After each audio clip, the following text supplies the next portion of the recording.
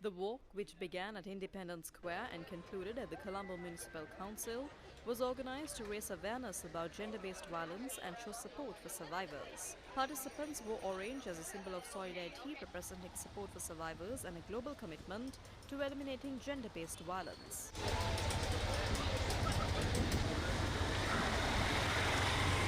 I'm here today for the 16 days launch because we all need to make sure that violence against women and girls.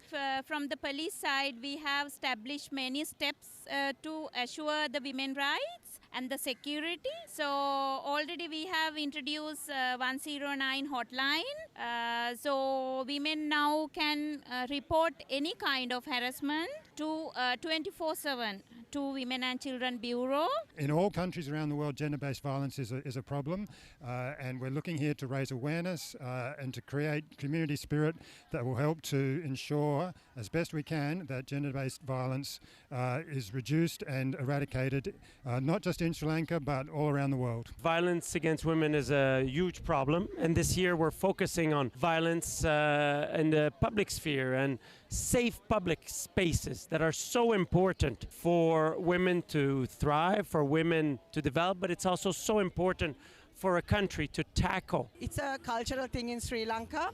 A lot of people who actually go through this don't know how to come out. It's the shame of being having to go through something like this. So I think it's really important that girls especially talk about it, maybe with their parents or even with a close friend, and also to know that it's nothing to be ashamed of. And I think we need to really put a stop to it. Prime Minister Dr. Harinyamarasuriya, Surya, several female members of parliament and diplomats also joined the launch of the global 16 Days of Activism against gender-based violence at the Colombo Municipal Council, reaffirming their commitment to ending violence against women in Sri Lanka. On behalf of the government of Sri Lanka, I stand here in solidarity with the UN Sri Lanka, the Forum Against GBV, and the many civil society organizations and stakeholders engaged in this critical effort.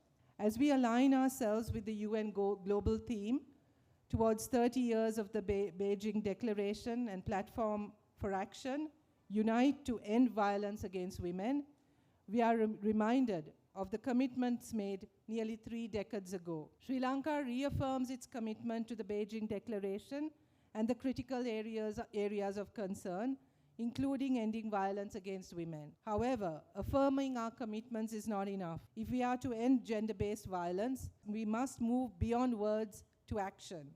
The government will also prioritize creating inclusive public spaces, transport systems, workplaces, and institutions that are free from harassment and violence. This requires a multi-sectoral approach, aligning policies, allocating resources, and holding ourselves accountable for progress.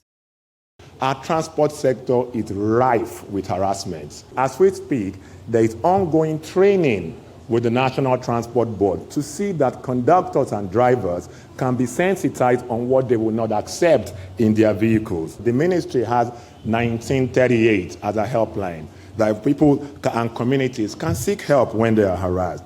The police force, with our support, have about 14 early emergency waiting areas to support women. All I've been saying remain issues around response, but response does not stop violence. We must do more with prevention. We expect funding, we expect support, and most importantly, we need government to lead in a public campaign to say we do not want violence anymore.